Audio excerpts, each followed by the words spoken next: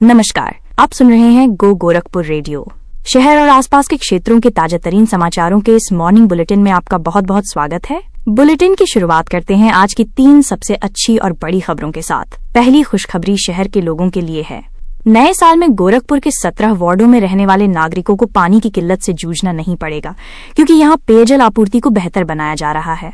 दूसरी बड़ी खबर उन लोगों के लिए है जो अपने घर का सपना देख रहे हैं। शहर में बन रही निजी टाउनशिप में अब आर्थिक रूप से कमजोर और निम्न आय वर्ग के लोगों के लिए सस्ते घर और फ्लैट मिलना आसान होगा। और तीसरी खबर जुड़ी है रेलवे से। पूर्वोत्तर रेलवे के लिए ये साल शानदार रहा है, जिसमें 3 वंदे भारत और 7 अमृत भारत ट्रेनों की सौगात मिली है।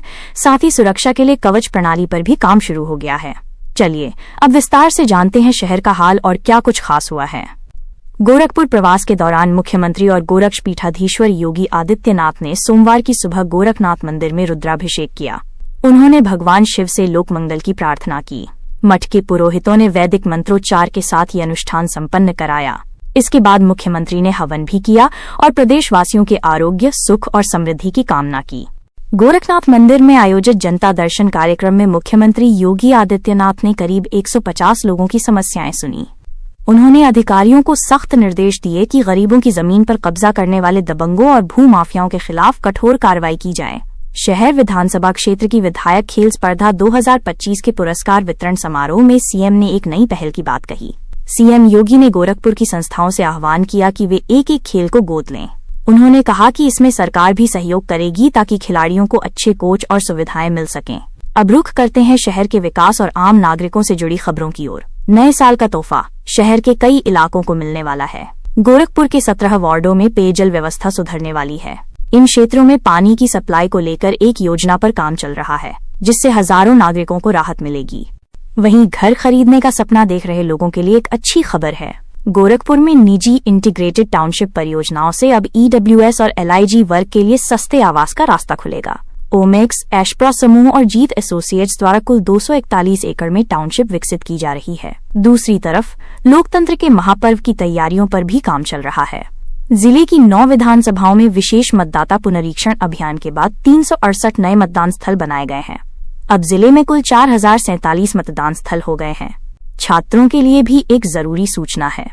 उत्तर प्रदेश माध्यमिक शिक्षा परिषद ने हाईस्कूल और इंटरमीडिएट परीक्षा 2025 के लिए जिले के 197 परीक्षा केंद्रों की संशोधित सूची जारी कर दी है। इन केंद्रों पर कुल 1,31,000 परीक्षार्थी परीक्षा देंगे। अंतिम सूची बोर्ड की वेबसाइट पर देखी जा सकती है। शिक्षा की बात निकली है तो गोरखपुर एम्स से जुड़ी 2 अहम खबरें भी जान लेते हैं।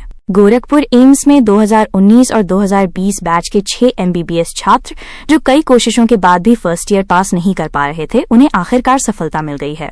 गवर्निंग बॉडी ने उन्हें दया अवसर यानी मर्सी अटेम्प्ट दिया था, जिसके बाद वे पास हो गए। ये छात्र 5 से 6 बार फेल हो चुके थे, लेकिन उनके करियर को बचाने के लिए ये विशेष मौका दिया गया था। एम्स में इलाज कराने वाले मरीजों के लिए नियमों में कुछ बदलाव हुआ है। अब गंभीर मरीजों को सुपर स्पेशलिस्ट डॉक्टर से दिखाने के लिए रेफरल अनिवार्य कर दिया गया है। यानी अब कोई मरीज सीधे सुपर स्पेशलिस्ट से नहीं मिल सकेगा। पहले उसे संबंधित विभाग के सामान्य डॉक्टर को दिखाना होगा और अगर जरूरत होगी तभी उसे सुपर स्पेशलिस्ट के पास रेफर किया जाएगा। चलिए अब जानते हैं रेलवे से जुड़ी खबरें।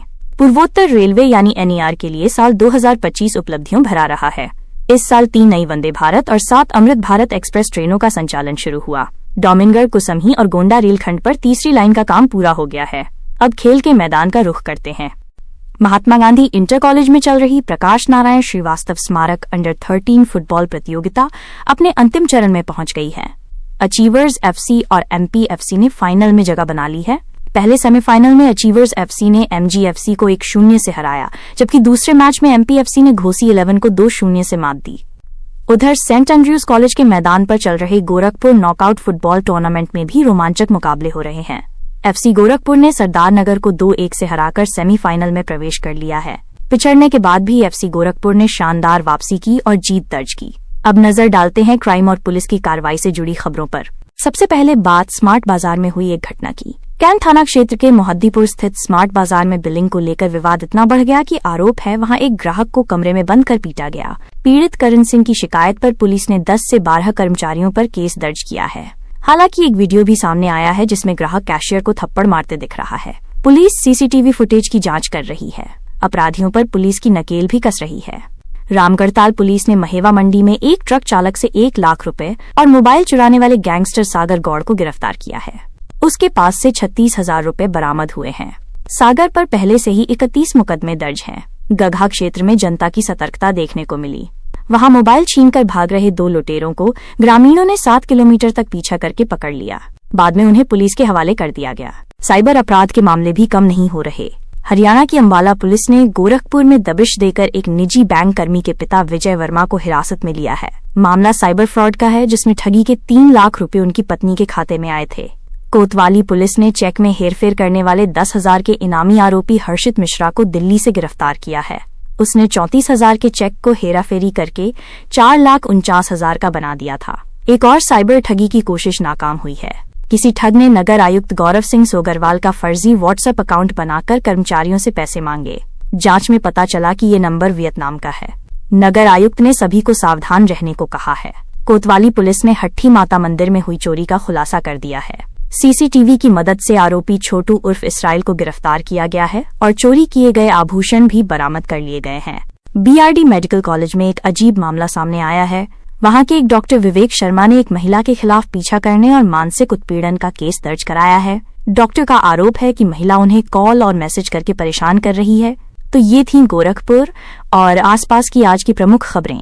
शहर की हर हलचल पे हमारी नजर बनी रहेगी। आप सुनते रहिए हमारा चैनल। हमें लाइक और सब्सक्राइब करना न भूलें।